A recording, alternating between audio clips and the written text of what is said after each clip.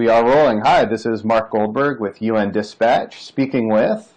Alexis Okeowo. I'm a freelance journalist based in Lagos, Nigeria, and I've been covering Nigeria and Boko Haram for about 2 years now.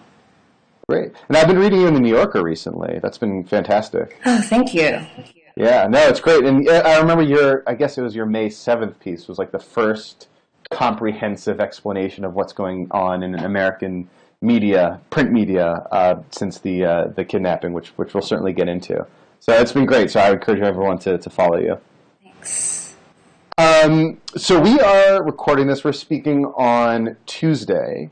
Yesterday, Boko Haram put out this video purporting to show a number of the kidnapped schoolgirls. And also, the leader made a demand on the Nigerian government, basically asking for a prisoner swap, saying, we'll deal if you'll deal. I mean, how do you expect the Nigerian government to respond to this, this potential, offer? Well, what's interesting is that there's a lot of confusion right now. So after the video came out yesterday, immediately we heard from a Nigerian minister who said, the Nigerian government will not negotiate with the terrorists. And then later on, towards the end of the day, we heard from the government that they were open to all options. And now today I was reading that the government is trying to distance themselves from the minister's statements yesterday, saying that they wouldn't negotiate. And in fact, is now saying that if Boko Haram is willing to come to the table, send some representatives, then it's willing to see what kind of settlement they can reach. I don't know how likely this is going to happen, that Boko Haram will, send a couple of representatives in suits to the capital to speak with the government, but the government says it's open to it. Is there any sort of precedent for something like that? I mean, Boko Haram has, kidnapping is like one of the ways that they finance their operations. And so supposedly they have ways of, exchanging prisoners, exchanging hostages. How is there any precedent for this kind of swap or this kind of negotiation, would you say? Precedent for this kind of request from Boko Haram. They've kidnapped Western hostages in the past and said that, foreign governments, you only get your people back if the Nigerian government lets some of our members go. It's never been successful before. And I could potentially see it being successful now if there is an actual kind of dialogue between representatives of Boko Haram that we can actually trust are representatives. Because, right now the Nigerian government has never been under more pressure to get people that Boko Haram has taken back. Even when Western contractors have been kidnapped, there's never been this kind of international rallying, this international cry to get people back. And so I can see why now the government is feeling compelled to say, sure, we'll negotiate. So let's talk about that international outcry. So the kidnapping happened on August 14th. I cover these issues, not obviously I don't cover Nigeria because I cover Nigeria. I sort of cover these issues on UN Dispatch, and I was looking back, and the first thing I wrote about the kidnapping was on August 16th, so a couple days later. But then it really... April, so pardon me, April 16th. 2 days later. But then it really wasn't until May 2nd that the mainstream media started picking up on this story, and largely due to the hashtag. And so I wanted to ask you, I guess, so where did this hashtag originate? And what effect has it had, I guess, on the ground in Nigeria, among, the Nigerian political elite, among ordinary people? Sort of what's been its effect so far? Yeah, it started because a former education minister in Nigeria made a speech about how it was important. In her speech, she said that it's important to get our girls back. The Nigerian government needs to get these girls back. And someone from there, I believe it was another Nigerian. I'm not sure what he does. He may be a lawyer. He then tweeted, "Bring our girls back" as a hashtag, and it just caught on because it's really pithy. And it just sort of mushroomed. Nigerians were tweeting it, and then soon after, people around the world. And it's one of these instances where it's definitely not just a case of online activism. Because what was so interesting is that after that, there were physical protests in the capital, Abuja, and in Lagos and in other cities all around the country. And, it was kind of protests that the government actually listened to, which was also really interesting because there was this weird sort of situation where the First Lady said that she would join the protests, even though she later backed off. And it was very clear that people in government were listening, even though they weren't necessarily acting on it yet, but they were listening and were being forced to respond to it. And so, I'll call up people in the government now and they'll say, yeah, we're happy this Bring Back Our Girl things is going on, but they're not necessarily saying what they're doing about it. In fact, the military the other day released a statement saying, we're happy for this Bring Back Our Girls activism, but protesters are basically saying the wrong things about the military. They're not realizing that the military is doing all it can, which is debatable. But I mean, it's a really interesting and great case of how homegrown activism through social media and physical action is making some difference. I guess, what was it about sort of the protests that caught the president's attention? I mean, Boko Haram has attacked schools before, right? I mean, was it last month they attacked a prep school and slaughtered, dozens of boys there? What distinguished like this particular incident beyond others? I mean, that's a really good question because, in February, Boko Haram went into a school and killed 59 boys in the most gruesome way, slashing their throats, shooting them alive. And it's attacked several other schools in recent years as well. And so my theory as to why this case was different is, A, the sheer scale of it. I mean, over 300 girls taken from their school at night. B, I mean, which relates to the first, is that these girls are, they're young and they're extremely, at risk because we know what Boko Haram does to other girls and women that they have taken, which is often pretty gruesome stuff, like forcing them to be sex slaves, impregnating them, raping them. And I think, C, I think that people were just starting to feel fed up with the fact that something like this would happen. The government wouldn't acknowledge it, and then it would basically just sort of expect Nigerians to forget about it. And I think there was a mood of, enough is enough. I mean, this is over 300 girls. You're not going to say anything. You're not going to do anything about it. And so the response by Goodluck Jonathan and his wife, Patience Jonathan, have been sort of fascinating to watch, particularly his wife, who, I was not aware of her in any significant way, but she seems to be kind of a unique figure.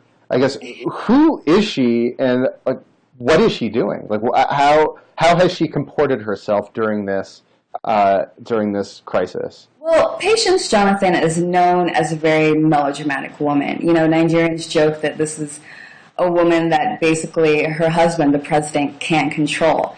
And so when she started saying over a week ago, I want to join your protests after about 500 women marched to government buildings in Abuja, people were confused because they were saying basically, we're protesting against your husband, we're protesting against the government. What role do you have in this? But she was adamant. She said, I will protest even if Boko Haram shoots me. And so, and then that same weekend, she was on TV. She was crying, begging God to return the girls. All very dramatic. And then, a day or so later, she had one of the protest leaders arrested. She claimed that the protest leader had misrepresented herself as one of the mothers of missing children. And then she proceeded, allegedly, to accuse this protest leader and another leader of making up the abduction altogether and of belonging to Boko Haram. And she's also attacked school officials in Chibok, the town where the girls were taken, for, not doing their jobs, for being complicit in this kidnapping, just basically trying to pass the blame now, before pledging to protest with the mothers. And so she's completely just unstable, it seems, and when it comes to what's going on right now. I mean, she's not reliable. And it's confusing because she seems to be speaking for the president, or at least being allowed to speak for the president. And what she's saying isn't good. I mean, it's very disturbing, actually.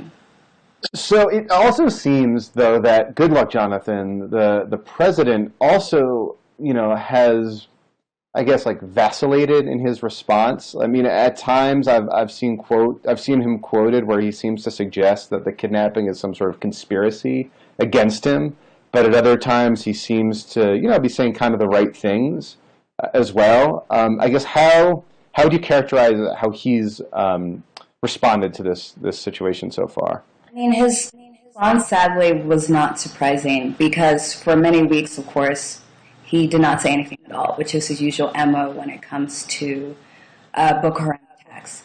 Why is that? Why has that been the usual MO? Well, it's been, as I see it, in a state where he refuses to acknowledge the seriousness and the scale and the impact of this insurgency.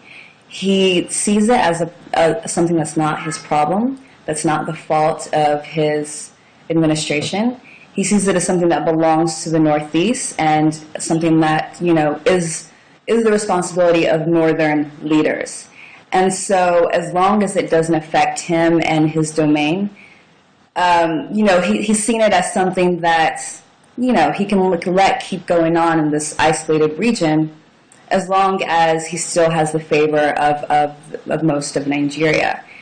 And so, it's interesting now because obviously he can no longer look the other way. He has to sort of come out of the state of denial that he's been in and see that this is a war that needs to be dealt with in a smarter, more efficient way. There's never been any urgency on the part of the administration or on the part of the Nigerian military to find people that Boko Haram has kidnapped, unless it's a high-profile case, or to really, I think, to protect northern civilians who are, bear the brunt of these attacks every single week. And so that, I think, explains why he's never usually said anything in the past. Now he is being compelled to say things. Sometimes it is the right thing. And then sometimes I think he's saying things that really reveal what is going on in that mind of his, which is that, he does maybe think that that the attention over this kidnapping is a way to embarrass his administration and to prevent him from being reelected next year. And actually, let's talk about that because the elections are happening in 2015, nationwide elections. The first, I think, since, was it like 2011, probably? So, how much of a challenge does this pose to his re-election chances? And I guess who are his, challengers? Who are those contending against him? And have they sort of used this to their sort of electoral advantage? Not so much yet. So yes, it is likely he will run again next year. He will be facing a variety of candidates. So Jonathan is a Southern Christian president, and so he will be facing Northern Muslim opponents who haven't really, used this. I wouldn't say too much to their advantage in terms of using it to criticize the president, although there are rumblings here and there. And also he'll face some other opponents. But, Jonathan is the favorite to win. And so I think the question right now is this general discontent, this general distrust that Nigerians have of their president right now when it comes to Boko Haram. Will that lead to something bigger? Will that lead to actual action at the polls where they say enough is enough? You're not leading this war the way we want to, and so we're not going to elect you again. I don't think we're there yet, but I'm curious to see if that happens. It could. So there's another interesting election wrinkle that was brought up by a guest I had on my podcast. This Tarim expert named Jacob Zen made the point that the quality of the elections next year may be called into question if it's insecurity is too if insecurity in northeastern Nigeria prevents a nationwide election, a truly nationwide election, from taking place, so that like the whole legitimacy of the enterprise may be called into question. Is that a concern that sort of people are talking about now? Like, can you actually hold elections in an area with this ongoing insurgency? I mean, that's a huge problem. It's a huge problem because right now we have 3 northeastern states under a state of emergency. The president has just asked for that state of emergency to be extended for another 6 months. And I imagine that state of emergency will continue to be extended for, as long as is needed. And it will be very difficult to hold safe and secure polls in places that are basically war zones. And I think this is something that has been sort of whispered about by northern politicians who are saying, is this Jonathan's plan? Is he trying to maintain instability in the north so that come election time he can easily win without any dissent from the north?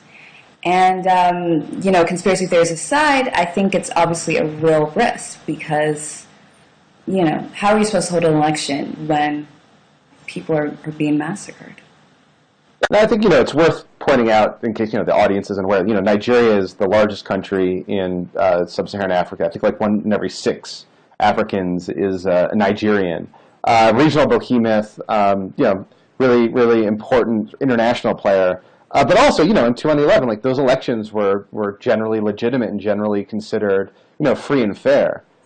So, that was, Goodluck Jonathan, say what you will about him, was, freely elected. And so, if an election can't take place, it would be considered not only, bad for Nigeria, but sort of bad for the entire region, I think, as well.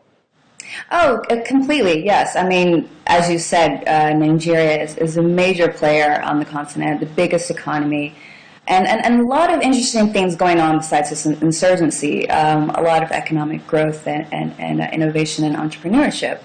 But the problem is that, until this insurgency is dealt with properly, it's going to encroach into all these things. I mean, it's already wreaked havoc on the North's economy, on the North's local economies, and if left unchecked, it will only do worse damage. So it is part and parcel of Nigeria's future and how well it will do. So speaking about sort of the other interesting things going on, 'cause, this has totally overshadowed pretty much everything, including the World Economic Forum just took place there. How did that sort of go down? Was there, obviously, did the kidnapping totally overshadow the World Economic Forum, or how did events inside sort of the World Economic Forum reflect what was going on around the world? Were there many protests? Were there, I would imagine it was probably an interesting time. Yeah, I mean, the kidnapping completely overshadowed it. But it was an interesting sequence of events because there weren't any protests against the forum. I think, Nigerians were sort of feeling like, this is an important event. There are other things going on in Nigeria, and that it's fine to have this event. I mean, of course, although many were questioning if this was the right time, because the Nigerian government had deployed about 6,000 security personnel to guard this forum. And some people were wondering, why weren't these soldiers sent up north to look for the girls? But that aside, I mean, I think it was a constant theme throughout the event. Many speakers made mention of Bring Back Our Girls. And, I know a lot of government officials at the event were constantly asked about this. And these officials usually said that, they believe it was important to have this event because of Nigeria's extraordinary economic growth. And that also it was important to keep the search on for these girls. So it was a strange event. It was overshadowed by the kidnappings. And I'm not even sure in the end if it was maybe worth it to have this event at this time. But I think that, it was probably done as and the only way it could be done, which is, as low-key and tasteful as possible. I don't think it was really an ostentatious event, except for the fact that it had, these thousands of security personnel guarding the forum, who may have been better used elsewhere. So what's driving Nigeria's pretty astounding growth right now? Well, what's driving it is that it has, primarily it's the oil and gas sector. Nigeria is still one of the biggest oil producers in the world. And it's starting to diversify slowly in other sectors, but, primarily it is oil and gas. In terms of that sector, there is still controversy. There may have been up to $20 billion missing from the oil coffers as of not too long ago. But, graph nonetheless, Nigeria is having some interesting growth that potentially could translate into something long term over the next several years, if it's able to really diversify. So you mentioned the missing oil money, and I'm wondering, is the movement that sort of the Bring Back the Girls protest movement? Do you see, I guess, any potential for that to morph into something greater, to something that's more focused on government accountability, to ending graft, ending corruption, providing better government services, that sort of thing? Do you see this right now it's focused on specifically on the situation in Northeast Nigeria, but do you see there a potential for it to morph into a grander social movement? Yeah, I did at first, to be honest, but I'm not so sure anymore for a few reasons. One is that the leaders of the protests have said that they don't want this to turn into something bigger, that they just want it to focus on getting the girls, which I can respect, fine. But B, and also the attendance of the protests over the past couple of days has not been as strong as one might have hoped. It's still, a steady presence every day, but it's not the kind of numbers one would kind of need for this wider rally against corruption and against malgovernance. And so I don't think right now, I don't see it turning into a wider protest, but I do think there is potential for that perhaps closer to election time, depending on what happens now. I think that if we're still in this kind of situation where the government is still not performing, then I think things can get more active against the government and sort of more sustained closer to election time. But for right now, I think the sole focus is on Bring Back Our Girls. So on that, what's happening, I guess, today, this week, or on the ground to look for and rescue these girls? Has the Nigerian military mobilized? What form is the international assistance taking? Is it being welcomed? I guess, what's actually happening?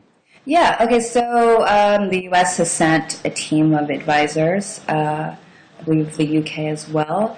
Israel is also sending a team. And the Nigerian military says that it's sent 2 battalions to the Northeast. As far as what's actually happening, I spoke to a resident of Chibok maybe last Thursday or so, and he said they had seen a couple of fighter jets and a helicopter sort of scanning the nearby forests. And so that got people excited a little because they thought, hey, maybe things are finally happening. And the ones who have heard about international aid are also feeling hopeful because I think we can all agree at this point that it's necessary. The Nigerian military needs help. But we still don't have concrete news as to if and where these girls have been sighted, any actions being taken, which is understandable because we don't want to mess up any security operations.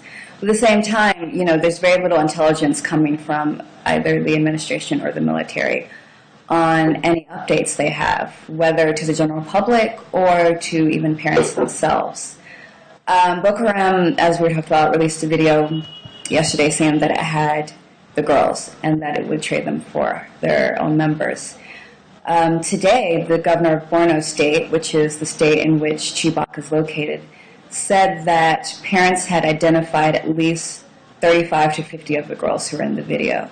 So that is an interesting development. And so at least we know that, you know, there are some of these girls who are still alive, still looking relatively healthy, and, you know, we can go from there. What, I guess, what's the sort of the conversation happening in like elite circles about how best to deal with this issue in general, this insurgency? Is there a sense that, like, you know, we have to crush them, kill the bad guys, and that'll be it, or is there, you know, any other? Yeah, I guess how is the conversation taking place? I think the dominant strain of thought is, yes, we have to just kill these guys. We have to root them out. That's the only thing, you know, that's what you do with terrorists. That's the only way this is going to end.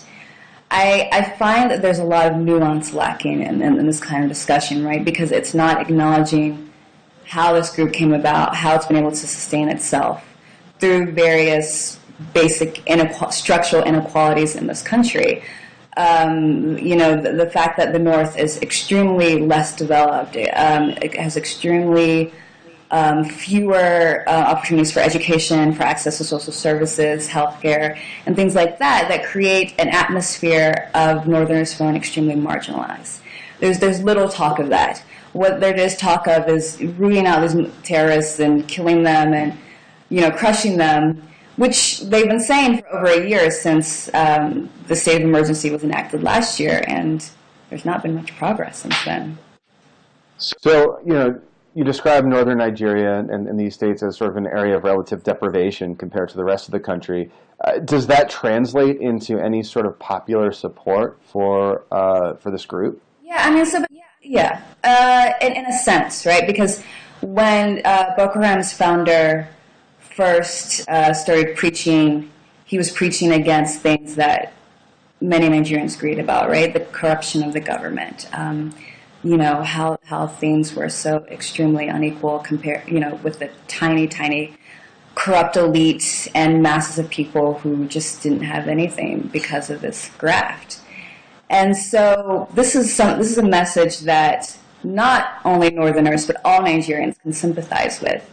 But if you talk to Northerners today, it would be very hard to find someone who is supportive of what Boko Haram is doing in the name of this message. Killing innocent people, abducting innocent people. You know, I've never talked to a Northerner who has said Boko Haram is doing the right thing. You know, most people are horrified and are afraid of this group. And so it's not like, you know, you go to northeast Nigeria and people are like, yeah, these are saviors. They're horrified, they're frightened. This is not what they want. This is, when you ask them, Muslim Nigerians, Muslim northern Nigerians, they say this is not Islam. This is not what we as Muslims espouse. And so, you know, there's this disconnect between, fine, we can understand their discontent with the government, but we can't in any way, you know, empathize with the kind of horror they're wreaking in the country. So I guess just to wrap up, I mean, how do you see this sort of this situation resolving itself, either by rescue or not rescue, or fizzling out from international attention? I guess what do you see going forward will happen? Like how do you think sort of will this change Nigeria in any sort of fundamental way? Will this movement, will this search for girls? Yeah, I mean, that is the big question, right?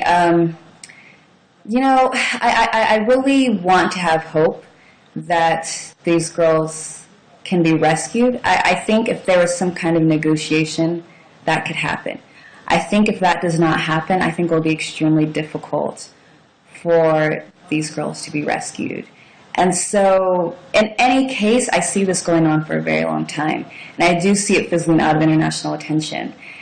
But I don't see Nigerians, you know, I don't see it fizzling out of Nigerian attention, which is important because I think that's what would lead to any kind of real change come election time next year and after that. And so I think it's very difficult to know what will happen to these girls. But I do think there hopefully is some kind of mood change in Nigeria, and it'll be up to Nigerians to really decide whether they've had enough and are going to do something about it. All right, well, Alexis, thank you very much. This was really interesting and helpful for putting everything in context, so thank you. Yeah, no, thanks for talking with me.